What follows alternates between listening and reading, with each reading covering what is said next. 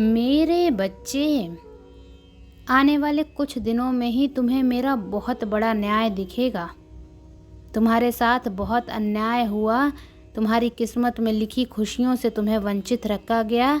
अब वो सारी खुशियाँ तुम्हें मिलेंगी। जिस चीज़ के तुम हकदार हो वो सब कुछ दूंगी मैं अब तुम्हें।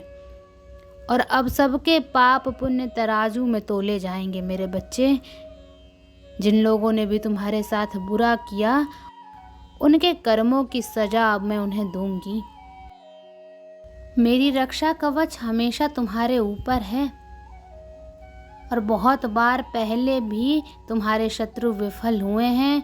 उनके षड्यंत्र विफल हुए हैं मेरे बच्चे। उनको हार मिली है। उन्होंने जो तुम्हारे खिलाफ षड्यंत्र रचे थे वो तुम्हारे पक्ष में गए हैं। उससे तुम्हारा भला हुआ है। इस बात से वो पागल से हो गए हैं। अब उनको कुछ और समझ में नहीं आ रहा है और अब वो तुम्हें बर्बाद करने के लिए कुछ भी कर सकता है। किसी भी हद तक जाने के लिए तैयार है। पर उसे ये नहीं पता मेरे बच्चे कि वो जो गड्ढा तुम्हारे लिए खोद रहा है, जो जाल तुम्हारे लिए बिछा रहा है, उसी गड्ढे में गिरकर उसका अंत होगा।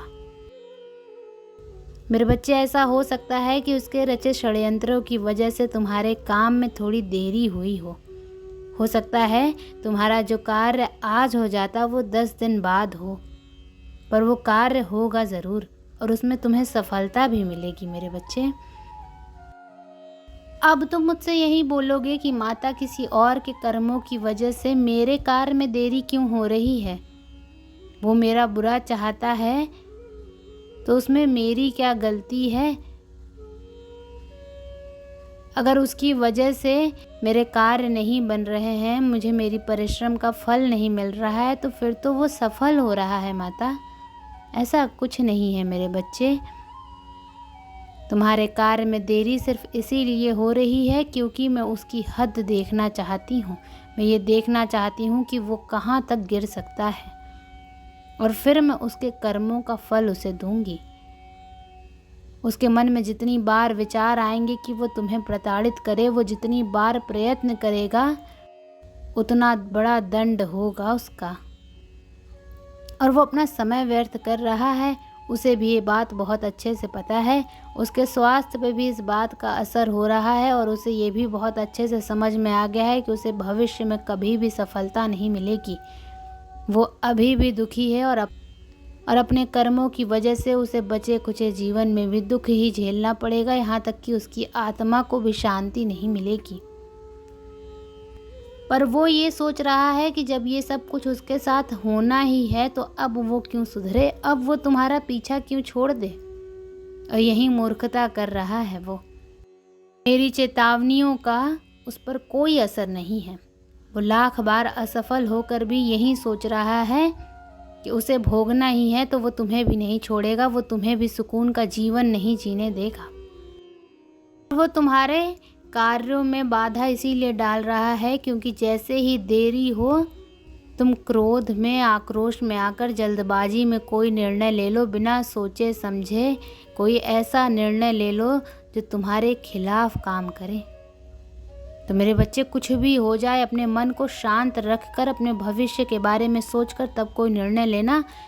कितनी भी कठिन परिस्थिति हो, तुम्हारे ऊपर कितना भी दबाव हो, जल्दबाजी में कोई निर्णय मत लेना और किसी पर यकीन मत करना। और कोई तुम्हारे बारे में क्या सोच रहा है, किससे क्या बात कर रहा है, तुम्हारे खिलाफ क्या षड्यंत्र रच रहा है, उस बारे में तुम्हें बिल्कुल नहीं सोचना है। क्योंकि तुम्हारे भीतर की शक्ति उसे तुम्हारे आसपास भी नहीं मंडराने देगी।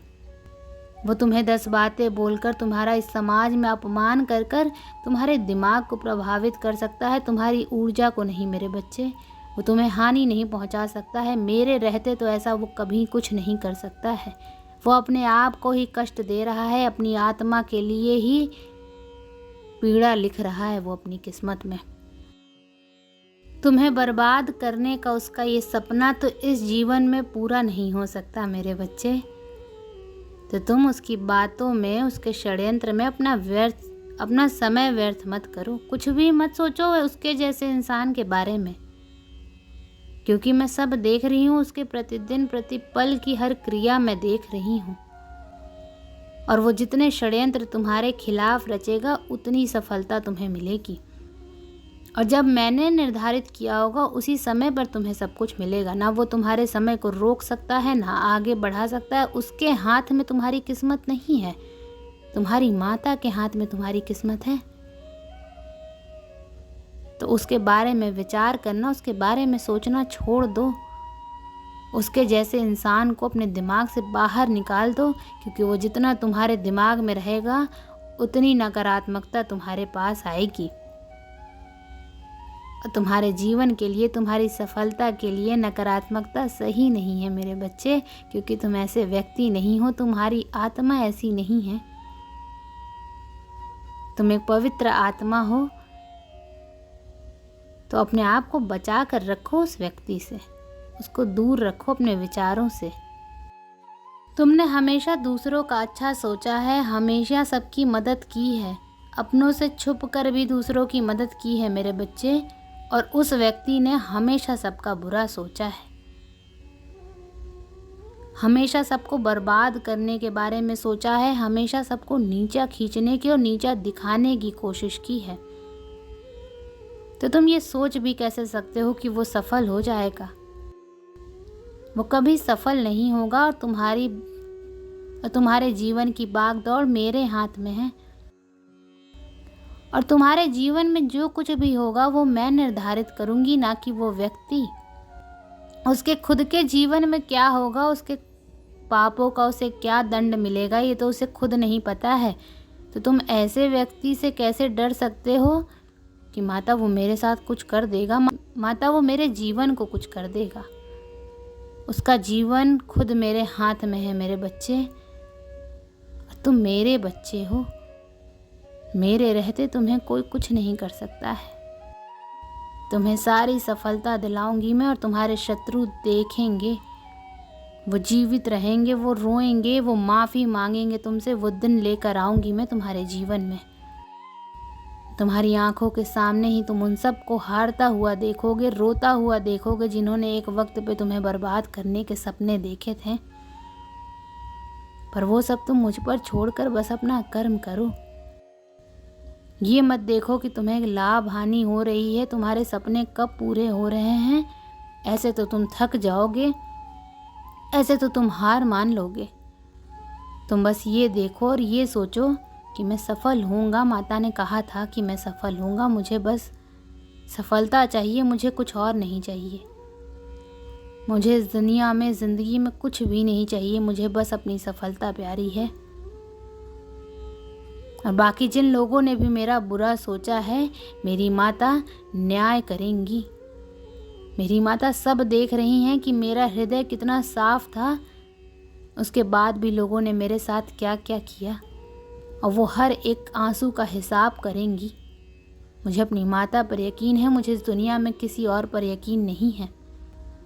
और मैं तुम्हारा यकीन कभी नहीं तोड़ूंगी मेरे बच्चे। ओम नमः शिवाय।